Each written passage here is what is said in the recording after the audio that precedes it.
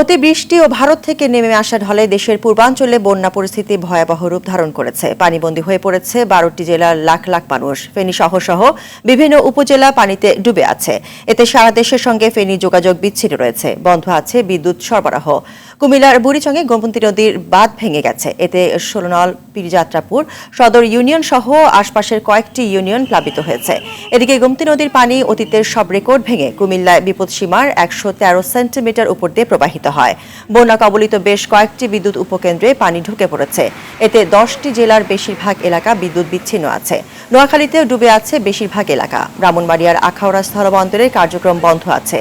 চট্টগ্রামে হালদা নদীর বাঁধ ভেঙে ফটিকছড়ি বিভিন্ন এলাকা প্লাবিত হয়েছে। মৌলভীবাজার সদর সহ 6টি উপজেলার বেশিরভাগ এলাকা ডুবে গেছে বন্যার পানিতে। সুনামগঞ্জের জগন্নাথপুরের কুশিয়ারা নদীর বাঁধ ভেঙে 30টি গ্রামের মানুষ পানিবন্দী হয়ে পড়েছে।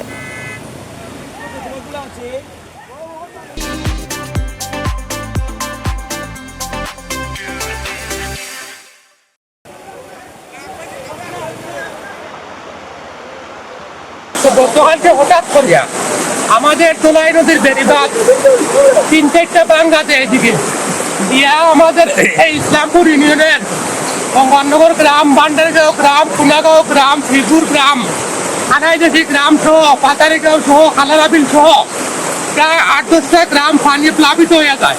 ইতিমধ্যে অনেক কৃষি বা অনেক ফিশারিগুলা ভাঙিয়ে মানুষের মাছ সহ সব চলে গেছে। আর কিছুটা সাইলের মৌসুমে ধান দইটাও থাকবে না। বন্যা পরিস্থিতি জানাতে কুমিল্লা থেকে সরাসরি যোগ দিচ্ছেন সহকর্মী আবুল খায়ের। আবুল, বাঁধ ভেঙে কুমিল্লা প্লাবিত হচ্ছে গ্রামের পর গ্রাম। এ বিষয়ে সর্বশেষ কি তথ্য রয়েছে আপনার কাছে, বিস্তারিত জানাবেন।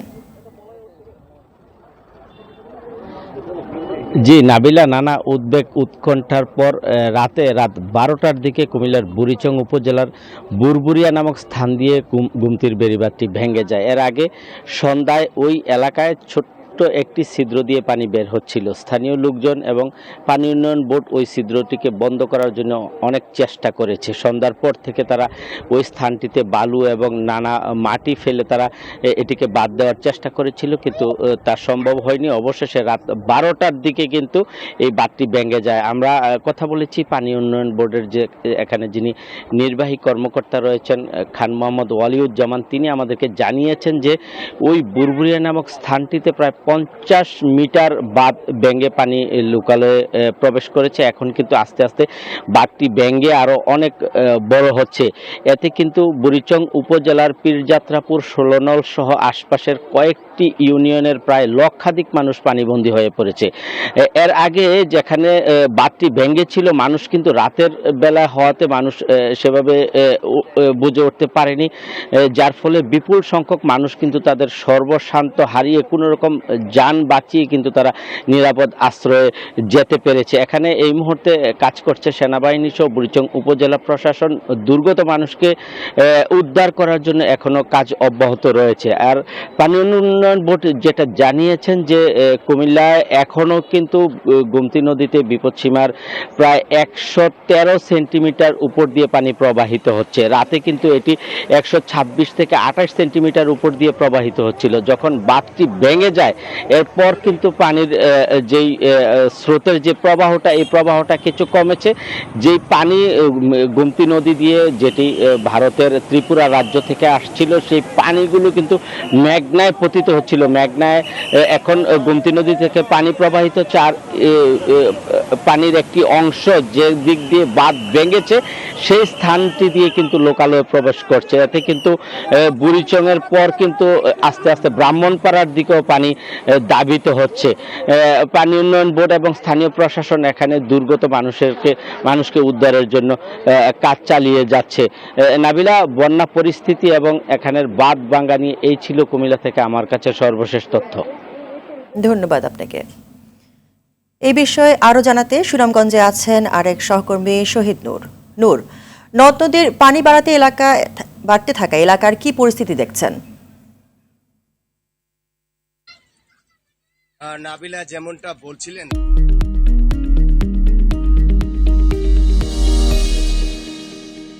দেখেন এখন কুমিল্লায় যে ধরনের অবস্থা চলছে সেটি কিন্তু সিলেট বিভাগের দুইটি অঞ্চলে, বিশেষ করে দুইটি জেলা মৌলভীবাজার এবং হবিগঞ্জের অবস্থাও কিন্তু বন্যা কবলিত। এবং সেই মৌলভীবাজারের যে নদীতে আসলে কুশিয়ারা নদীতে যে পানি বৃদ্ধি পাচ্ছে, সে কারণে সুনামগঞ্জের যে সীমান্তবর্তী উপজেলা জগন্নাথপুর উপজেলার 3টি ইউনিয়নে বিশেষ করে কুশিয়ারা নদীর পাইলগাঁও নামক স্থানের একটি খানগাঁও নামক বাঁধ আছে। এই বাঁধ ভেঙে সীমান্তবর্তী যে উপজেলা সুনামগঞ্জের জগন্নাথপুরের পাইলগাঁও, রানীগঞ্জ এবং আশারকান্দি নামক এই 3টি ইউনিয়নে আসলে এখন 30টি গ্রাম আমরা খবর পেয়েছি যে এসব এলাকায় পানি প্রবেশ করতেছে, কোনো কোনো এলাকার আসলে পানি নিমজ্জিত হয়ে আছে। তবে আপনাকে স্বস্তির খবর যেমনটা জানাতে চাই, আমি যেখানটাতে আছি এটি সুনামগঞ্জের সুরমা নদীর একেবারে তীরবর্তী এলাকা। এখানে এখনো পর্যন্ত সুরমা নদীতে পানি কিন্তু বিপদ সীমার নিচে 80 সেন্টিমিটার নিচে অবস্থান করছে। আমি কথা বলেছিলাম আসলে পানি উন্নয়ন বোর্ডের নির্বাহী প্রকৌশলীর সাথে, তিনি বলছেন যে জগন্নাথপুরে তাদের পানি উন্নয়ন বোর্ডের আওতার বাইরে থাকলেও সুনামগঞ্জ অঞ্চলে এখনো পর্যন্ত তারা আসলে এই জায়গাটাতে শঙ্কার কথা তারা দেখছেন না, বন্যা নাও হতে পারে। তবে আমি মৌলভীবাজারের পানি উন্নয়ন বোর্ডের কর্মকর্তার সাথে কথা বলেছিলাম, তিনি যেমনটা জানিয়েছেন যে সুনামগঞ্জের সীমান্তবর্তী শেরপুর এর পয়েন্টে কিন্তু কুশিয়ারাতে প্রায় সকাল পর্যন্ত 9টা পর্যন্ত 10 সেন্টিমিটার উপর দিয়ে, অর্থাৎ বিপদসীমার 10 সেন্টিমিটার উপর দিয়ে শেরপুরের পানি প্রবাহিত হওয়ার কারণে সুনামগঞ্জের নিম্নাঞ্চল যেটি আছে সীমান্তবর্তী জগন্নাথপুরে এসব এলাকাতে পানির চাপ সৃষ্টি হতে পারে। তবে সুনামগঞ্জের বিশেষ করে সুরমাতে এখনো পর্যন্ত আমরা অবনতি দেখছি না। এটি আসার কথা হচ্ছে, পানি উন্নয়ন বোর্ডও বলছে যে বন্যা পরিস্থিতির শঙ্কা নেই। তবে যেটি হচ্ছে জগন্নাথপুরে, সেটি মৌলভীবাজারের যে বন্যার যে প্রভাব সেটি কিন্তু সীমান্তবর্তী এলাকায় এসে উপজেলায় এসে পৌঁছছে। এই ছিল সুনামগঞ্জের বন্যা পরিস্থিতির সর্বশেষ খবরাখবর। নাবিলা, ধন্যবাদ আপনাকে।